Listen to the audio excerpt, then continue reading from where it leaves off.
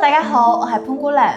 最近咧有幾位甩牙嘅病人咧都問咗同一個問題，我得3-5千嘅預算，可唔可以種國際品牌嘅種植體呢？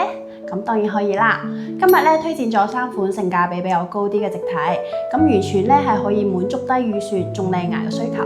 咁就係韓國登騰同埋奧齒提同埋美國好勝啦。呢3款植體咧都採用咗 SLA 嘅處理技術，係加快咗心肝嘅生成，加快咗早期骨結核嘅速度，再加上佢係雙螺紋設計，植體植入牙槽骨嘅時候咧更加穩陣，成功率都高嘅。